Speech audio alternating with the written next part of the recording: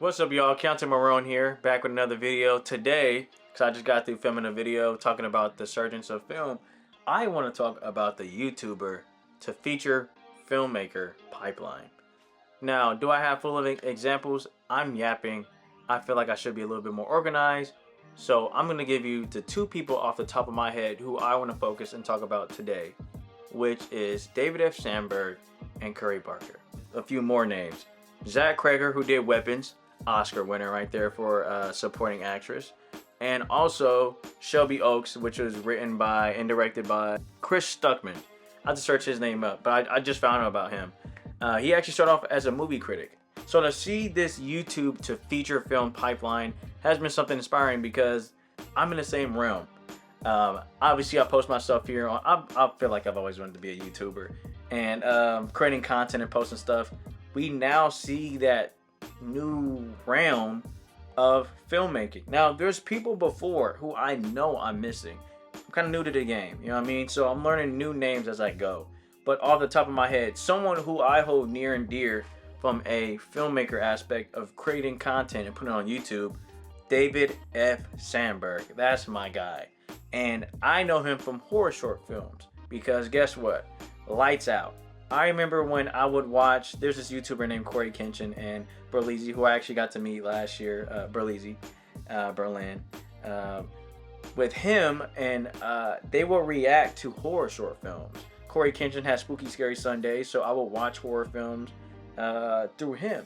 And outside of that, I will watch my own stuff, but who will come up? Pony Smasher, that's his YouTube name. The short film Lights Out, and he has a bunch more great short films. But what I love about David F. Sandberg is that he put us on game. He doesn't gatekeep. He shows you how he does it at home on a budget and makes these projects on a small scale. And the reason why I'm bringing that up is because Lights Out did not even so well. It went viral. So much to the point where it got picked up to be made into a feature. Which I actually heard recently there's going to be a Lights Out 2. That same director did Annabelle. I don't think it was Conjuring. David, give me a second. You know what I mean? You know what I mean? Give me a second. Obviously, you have Shazam, Annabelle, and Until Dawn is the most recent one outside of Lights Out. And the only reason why I wanted to go ahead and bring him up is because he was actually the first I've seen to do it, off the top of my head at least. And to see his progress, I was happy to see Until Dawn. I think I was out in Florida at the time when it came out. I went to go see it. I loved it. Thought it was a great cast as well. And I knew about the video game back to Berlizzi because I watched him play his gameplay a decade ago. So I always knew about Until Dawn. So when I heard about him taking over that franchise, I knew we were in good hands. Now, the reason why I'm bringing him up is because you literally see Lights Out from that short film on YouTube that went viral to be made into a feature film. We all hear about that pipeline of YouTubers being, well, that's a whole nother thing, but of getting financing and how difficult it is to get that done. But similar to, I'm about to reel it in, all it takes is you posting that short film to go viral and someone to pick it up. Now, shout out to David, I'm going to say it all the time, shout out to David F. Sandberg, that's my guy. Now, the same way that happens with him, or similar process of going from YouTube to feature length, let's talk about Curry Barker with Obsession. Curry Barker, I just found out about him and I'm so mad because I wish I knew about his content beforehand before he blew up. Everyone wants to, find that hidden gem in a lot full of YouTube because we all know YouTube has a lot of short films, a lot of stuff out there. But with him making The Chair, which was a great film that I saw, because he made The Chair and it got some traction, went pretty viral. A producer saw it, and that producer went ahead and saw that potential and was like, "Hey, let's make The Chair into a feature." And Curry was like, "You know what? I got a little something else. There's something else I'm thinking about." He wrote the script for Obsession, and I'm gonna go on a whole spill on that. You can go watch a whole interview. I've been watching nothing but Curry Barker interviews because, yeah, inspiration is so inspiring.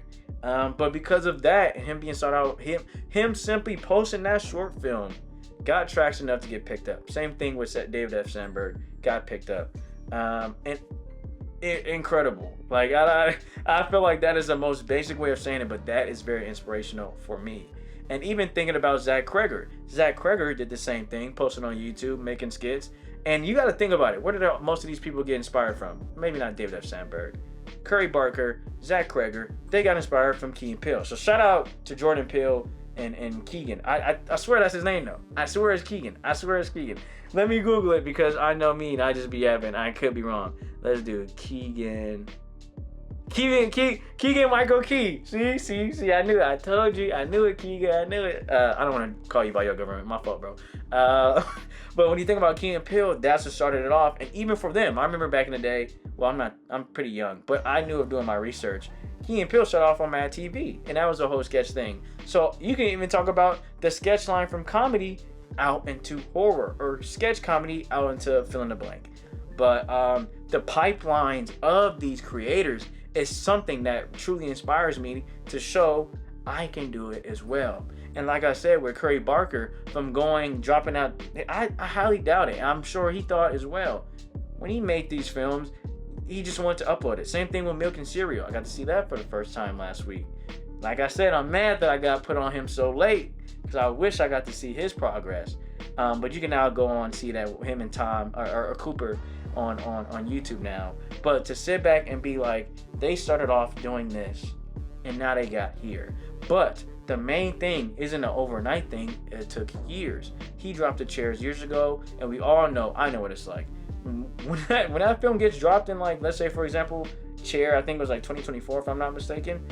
Yeah, that was actually made 2 years prior or a year prior. You take it through the film festival circuit. I did that with my film Denouement, and you gotta put that on a pause. So it's not really coming out exactly when you're done filming. It's really just a test run through features, film festivals and stuff like that. And I'm bringing that up because Chair took a while, the same way with Obsession. Obsession took 2 years to make, and that's what we have now. And that was just because after making Milk and Cereal, he kind of did a little test run, and that was his first feature. I think made off $800. And obviously with people who are passionate filmmakers to help bring it come to life, that's the heart of film, honestly, when you're starting off. That's what made that film. He could have done to go on YouTube, and then boom, blows up. And I just live by that quote it's not really a quote, but a song from Larry June called Imported Couches. They say I'm one hit away from making it. I don't curse, but I don't really give a about it. I just do me. And I feel like these are all people who did their own thing, and you now see it with their success. But it took years. It was never overnight. First off with the Chair, and I'm sure previous projects, and then you got to Milk and Cereal, and then we have Obsession. So to think about that whole pipeline of this to that, it's never an overnight thing. And truly, I feel like that's an inspiration for me personally. And I feel like that might be the end of the video right here. I just want to go ahead and give my props to Curry Barker, David F. Sandberg. That's always going to be my guy. I'm not going to lie to you. And now Curry's my guy. And Zach Cregger, I look forward to him. I think right after Weapons dropped, they said he was doing another joint, and I think it was an adaptation of another film. Or I could be mixing him up, because I do be mixing him up with Robert Eggers. I think that's... Hey, don't be mad at me. They both got the Egg and Craig and Eggers. Yeah. But that's the end of this video. I don't want to talk too much about it. But just as a filmmaker myself, to go from posting on YouTube, obviously I plan on making my first feature one of these years, maybe next year, within the next couple of years, 100%. To see that these people who I'm now finding out or have been inspired of from the past, now making features, and well, not now, because David F. Sandberg is a few features in, but to see he went from that to this, to see Curry go from this to that, all it takes for you is to go out and just go make that film. Don't care about the numbers. Forget an algorithm. I'm gonna be real with you.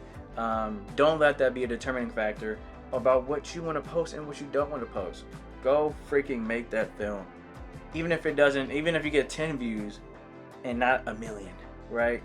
All that matters is that you did it, and it could just be a catalyst for the next project, and to the next project, and someone, you never know who's watching, they might want to see that next project get made from a short into a feature, or they want to see you progress, and they want to put numbers behind you. That's all. I'm gonna leave it at that. I love you. Have a blessed one. Take care. Go for your dreams, and turn that small thing will turn into a big thing. Message, I think. Bye.